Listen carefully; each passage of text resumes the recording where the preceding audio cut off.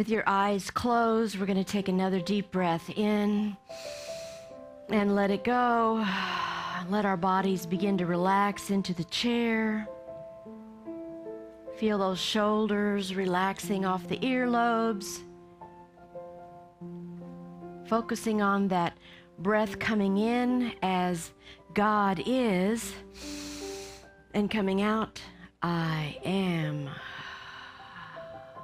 Just say that in your mind as you breathe.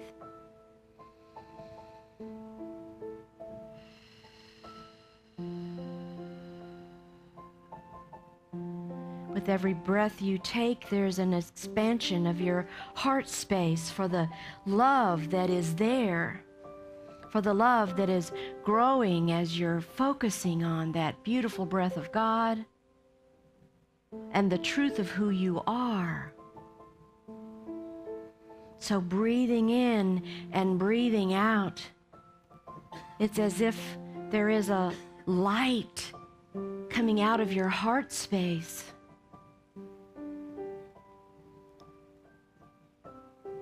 And I just imagine this light as I breathe it in, it goes up to my crown chakra, and as I breathe out, I breathe it down. And I see it going in to the ground, into Mother Earth. I breathe in again, I see it go up. And now this time it goes down through my feet into Mother Earth. And it's as if I have roots beneath my feet. God is. I am grounded and centered in the beingness of the truth of me. And so in this place, I want you to hear these words of May Rowland, who wrote this beautiful meditation. I am the Christ within you. As you continue to breathe in and breathe out.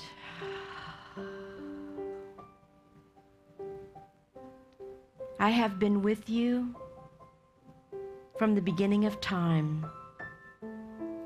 I shall continue to be with you throughout eternity.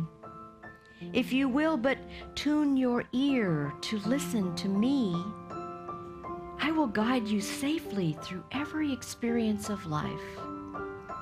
No matter how many times you may have stumbled along the way, I have forgiven you and put you back on your feet. I surround you with my love so that you may have a feeling of security. I am the loving Christ Spirit within you. Let me heal your body and your mind. Let me heal your heart when something troubles you. Turn your anxieties and your fears over to me, and I will give you peace. I will harmonize and adjust all your reactions to life's experiences. You need not worry or fret. Go happily on your way. Accept me as the constant, loving presence within you, and I will not fail you. Learn of me. Trust me. We take those words now into the silence.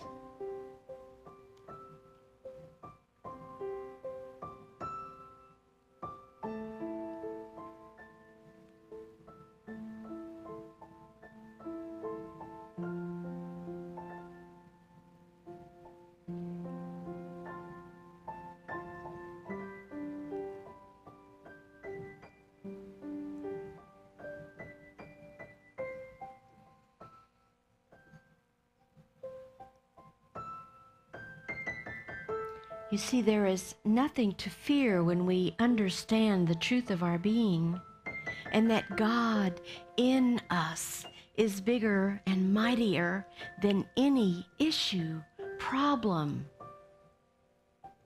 circumstance in our lives. We have all we need to do what is ours to do. We simply let go and allow that Christ beingness within us to lead and guide and direct. And that way we can be truly in a place of peace, in a place of surrender. And so I invite you, anytime you feel stress or strain, to come back to this place of peace that you know resides within you. And now we begin to bring our focus back into the room. And wiggle your fingers or toes. Take another deep breath in and let it out.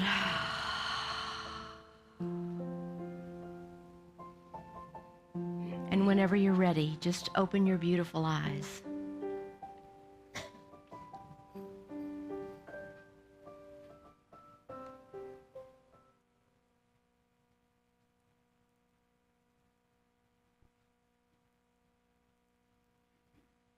So we're going to talk today about how to make change your friend.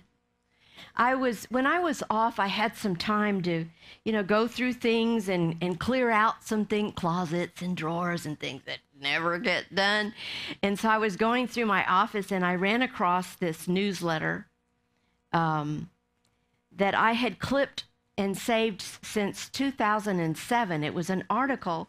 It was an article that I had written for my previous church, and it was the first time my picture had been plastered on the front of any kind of publication when I was as a licensed Unity teacher.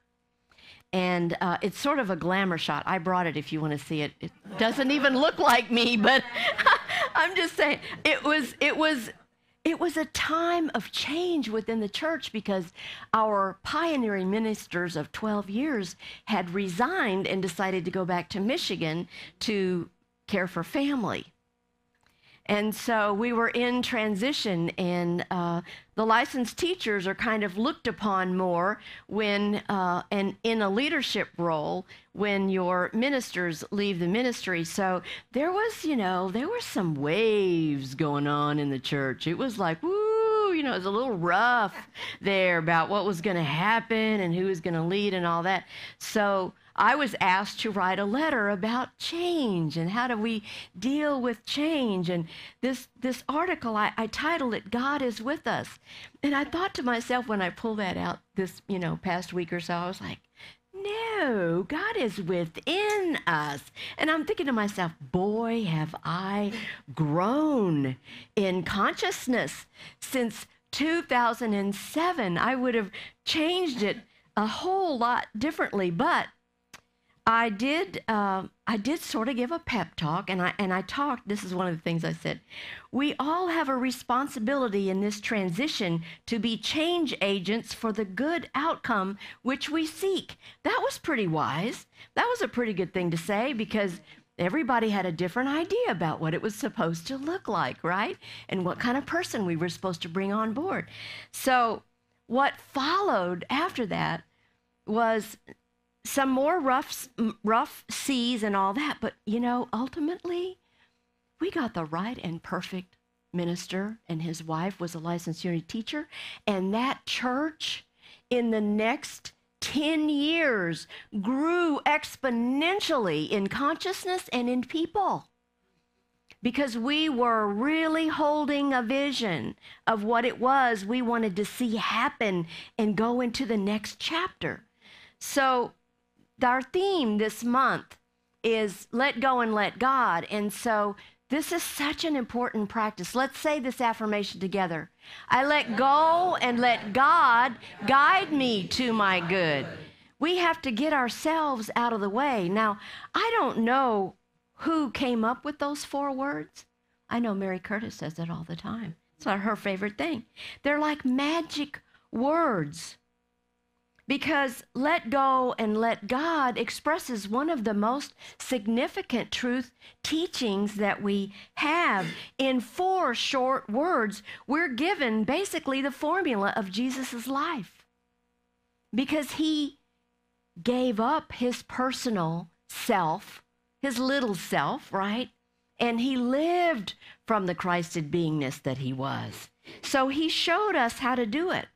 So our job, you see, our responsibility is to follow that, to let go of our worries and our frustrations and our human pettiness. Because if our minds are filled with that or any other kind of negative thoughts, there's very little room for the Christ within us to do the magic work that needs to be done.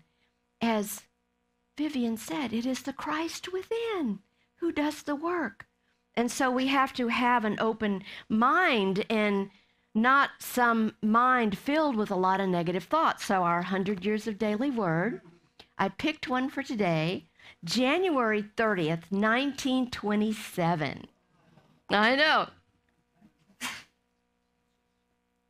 The affirmation is, established in the high consciousness of truth, I have power to rise above every adverse situation.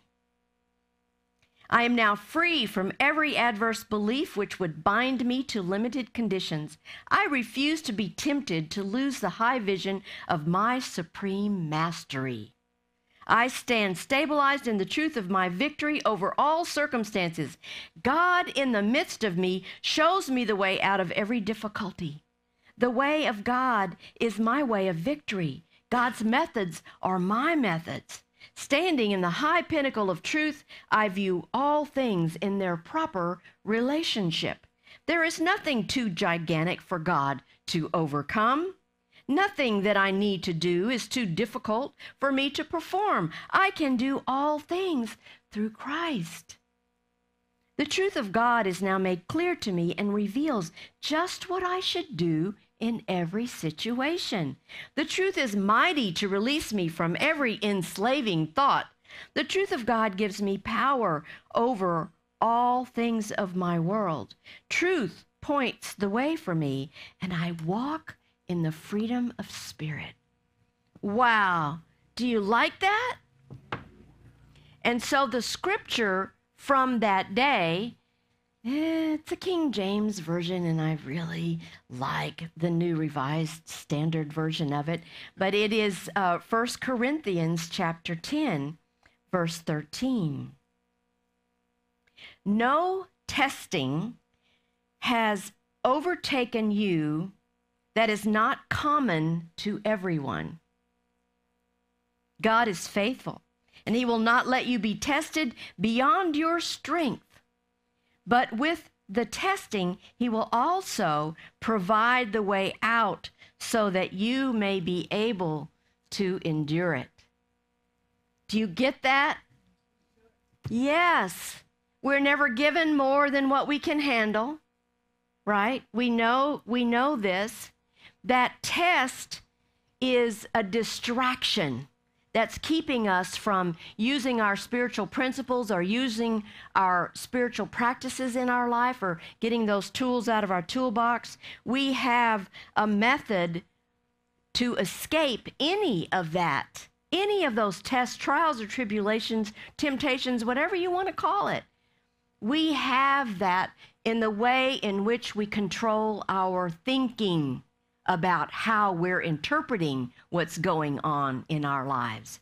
It's all about that. It's all about the consciousness, elevating our consciousness above the human realm, because this is all relative and it's changing all the time. It's never not going to change. It's always going to change. So we have to raise our consciousness with the help of that Christ within us. Emmett Fox, in his book, Power Through Constructive Thinking, says, life is a reflex of mental states. You get that? Bless a thing, and it will bless you. Curse a thing, and it will curse you. Is that not like law of attraction? Is that not principle 3? What you put out there is what you get back. So if you're whining and complaining and boo-hooing whatever is going on, guess what? The universe goes, oh, you must be liking this kind of stuff. We'll just give you a little bit more of that. Here you go. What do you want to create? That's how powerful you are. What you focus on expands. So if you're facing a change, you're still breathing. You're facing a change. I mean, that's just the way it is. If you're still in your body, you're still going through change. And you're going to go through it over and over again. So there's something that you want to do, and that is you want to use your innate power of dominion to bless it, to bless whatever comes into your life. So principle 3 is what? God is, I am. So when the things get into the head is when we get into problems, right? What we think about, what we focus on. We forget how powerful we are to create our own reality. But get this, our thoughts are magnets. You know how a magnet works. Our thoughts are magnets. Our beloved Eric Butterworth once wrote, "We are living magnets," he wrote, "constantly drawing to us things that are in accord with our thoughts." So being aware of our thinking is a powerful spiritual practice. And guess what? 60,000 thoughts we can have in one day. That's a lot of gatekeeping, isn't it? And people think we come into new thought because we're all woo-woo and touchy-feely and happy, positive people. But it's because we're doing the work. We are monitoring that. We're gatekeeping those thoughts to try to get back. If we're having a negative experience or a negative feeling, we're trying to go to the next best feeling, aren't we? The next best thing that we can think that makes us feel good. We go immediately like to gratitude. Okay, I don't like this, but I am really happy about this, right?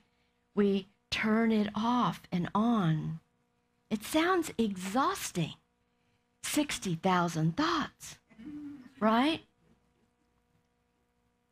But a lot of those, they're recycled from yesterday and last year and 10 years ago.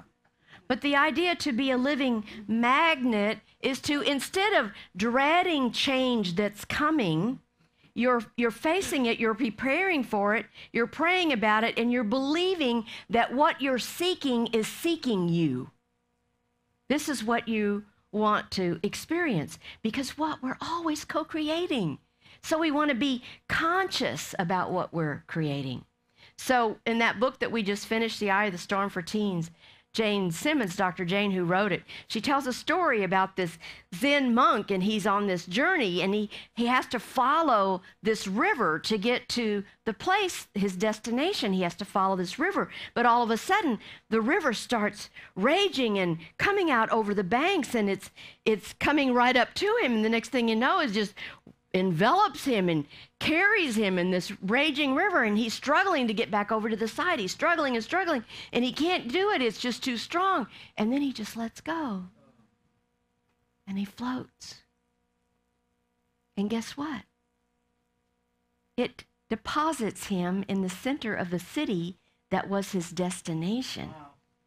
It got him there really quickly. So the monk goes, he thought, the river brought me here sooner than had I walked. There is a natural order called divine order in all things. There is an ebb and flow in our lives. It's just the way it is.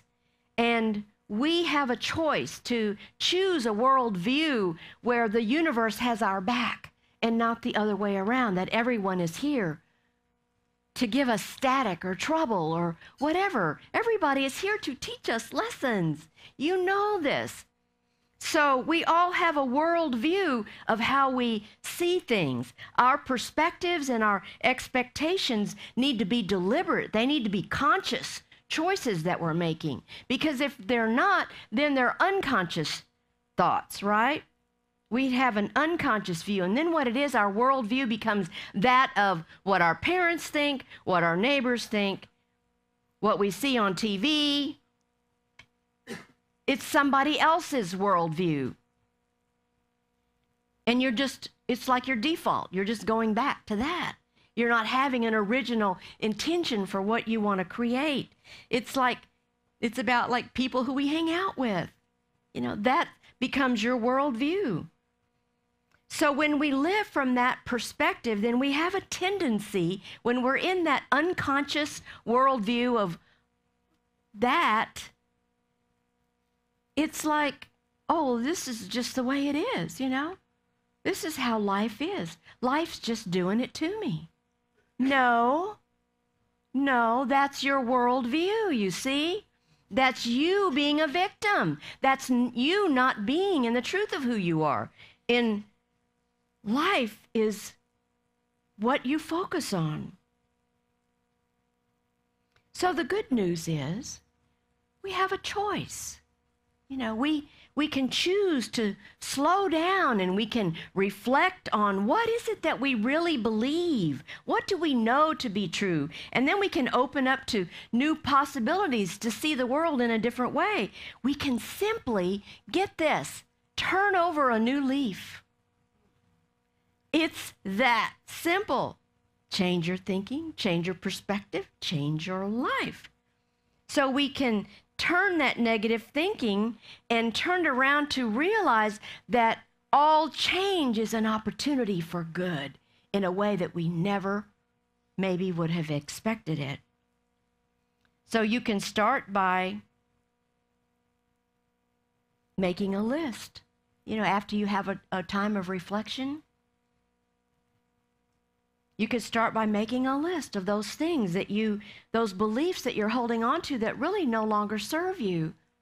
Something someone said to you or did or whatever that is, it just doesn't serve you any longer. So just the act of writing it down puts light on the subject. Just the idea that you have an awareness of it starts to make it dissipate a little. So it's a wonderful practice, because now then you finish writing all of those things. Now you revise your list and you write down a list of positive statements about your life. Things that you love that's working, things that's going well, things that you want to focus on. It's sort of like a personal inventory. We talked about that in book club this week. It's like doing a personal inventory. You go through those things and then you see them differently. You think about them differently, and then before you know it, you've changed your worldview about it. So I'm currently reading this book. I think it was Denny Ralston told me about it when we were at lunch with some of the LUTs.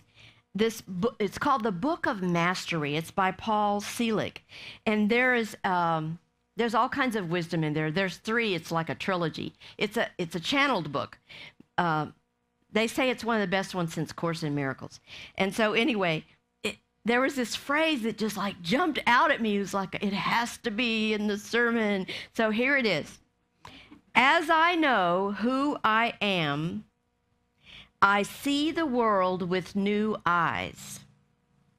As I see the world with new eyes, I lift the world to its own recognition of the truth of what is.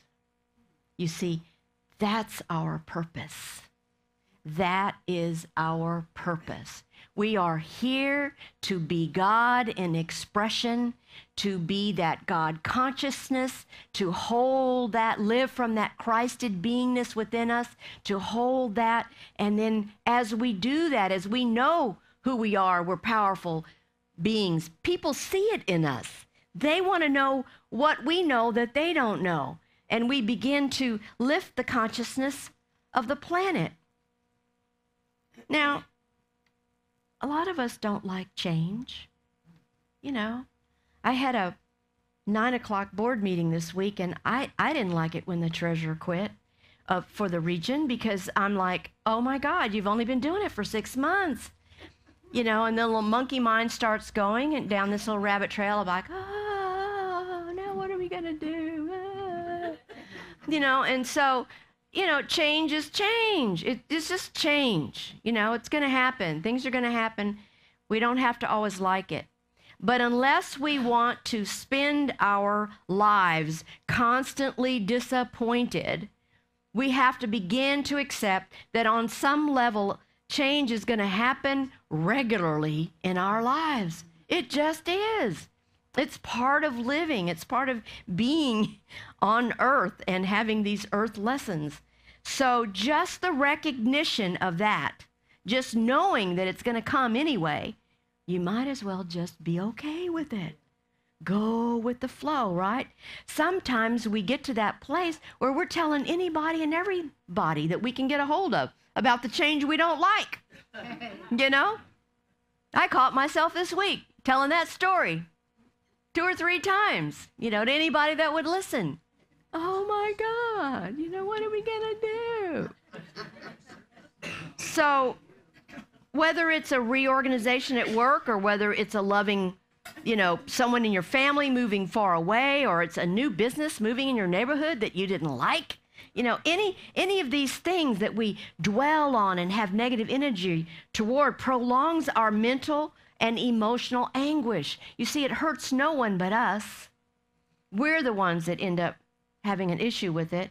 So this resistance does nothing but create suffering. So this is why recognizing that the world is going to evolve and change, and making change your new friend, is so important. Why not make change our friend? Why not? Because if we do, we will dramatically reduce our own mental and emotional stress that we have in our lives, and we'll evolve into that which is much more and easily and quickly without disturbance to our inner well-being. We'll turn into that. After all, isn't that our goal, to live happier, healthier, and more peaceful lives? Yeah? Some of you are nodding. Okay, it's time to quit preaching. It's time for a joke. So there's this Sunday school teacher, and she has all these little kids around her, and she's telling them Bible stories, and she's telling them about Lot's wife. And they said, she said, Lot didn't like the change. She turned around and she turned into a pillar of salt. And little Johnny raised his hand, and he said, Teacher, my mommy did that once too. She turned her head back when she was driving, and she turned into a telephone pole.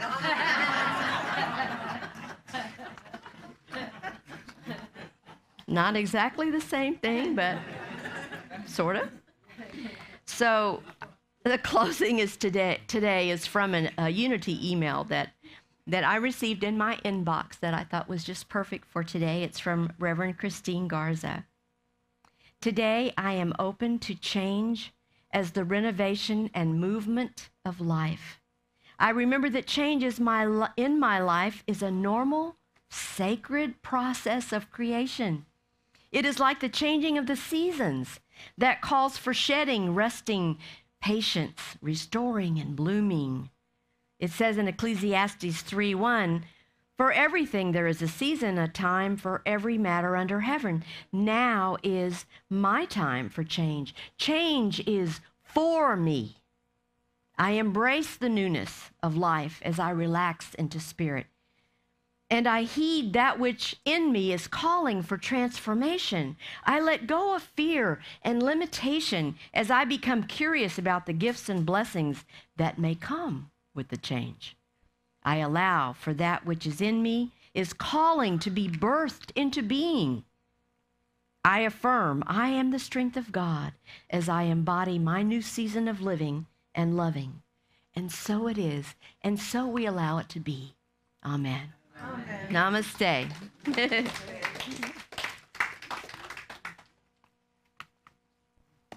Now is the time in our service when we get to give from our good and bless this sweet ministry. So if you've given online, or you've mailed in a check, or you've given through the Breeze link already, we send our love and blessings to you. And let's bless our gifts with this expression, please. Divine love through me, blesses and multiplies all that I am, all that I have, all that I give, and all that I receive. Thank you, God, that this is so.